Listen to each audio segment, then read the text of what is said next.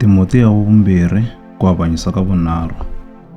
Tiva leswaku emasikwini ya makumu ku ta fika minkarhi yo nonoha, hikuva vanhu va ta va lava ti rhandzaka, va ta va lava rhandzaka mali ngopfu, ni ku ti kurisa, ni ku ti tiva, ni ku rhukana.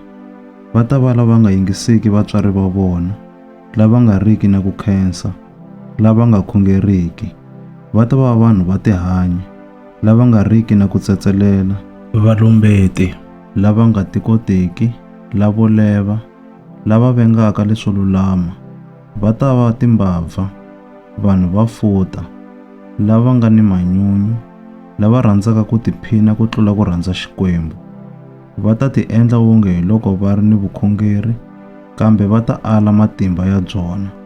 Fambela kule ni vanhu lavo tano, hikuva exikarhi ka vona ku ni lava nghenelelaka emindyangwini ya vanhu, va phasa vavasati lava nga tiyangiki, lava hluriwaka hi swidyoho, lava yisiwaka hala ni hala hi ku navela ka tixakaxaka, va yingisa un'wana ni un'wana, kutani va nga ka va nga fiki ni siku ni rin'we eku tiveni ka ntiyiso.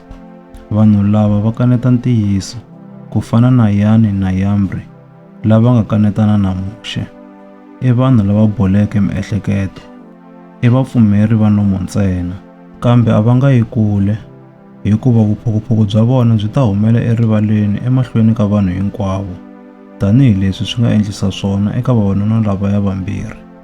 Sweswi ke, u landzelerile ku dyondzisa ka mina ni mahanyelo ya mina, makungu ya vutomi bya mina ni vupfumeri bya mina, ku leha ka mbilu ya mina, ni rirhandzu ra mina ni ku tiyisela ka mina.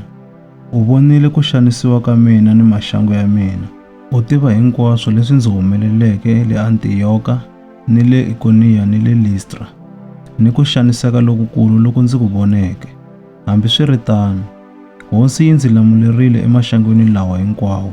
Hakunene, hinkwavo lava navelaka ku hanya vutomi bya vukhongeri eka Kriste Yesu va ta xanisiwa, naswona vanhu lavo biha ni vakanganyisi va ta ya emahlweni va nyanya ku biha, va ri karhi va xisa na vona va xisiwa.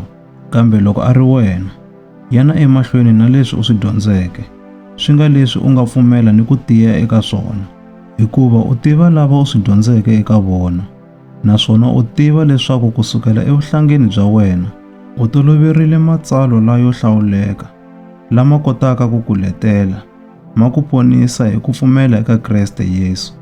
Matsalwa lawa hinkwawo ma huhuteriwile hi Xikwembu, ma pfuna ku dyondzisa, ni ku laya, ni ku ololoxa, ni ku tolovetisa leswo lulama, leswaku mutirheli wa Xikwembu a va la hetisekeke, a ti lulamisela ku endla ntirho wun'wana ni wun'wana lowunene.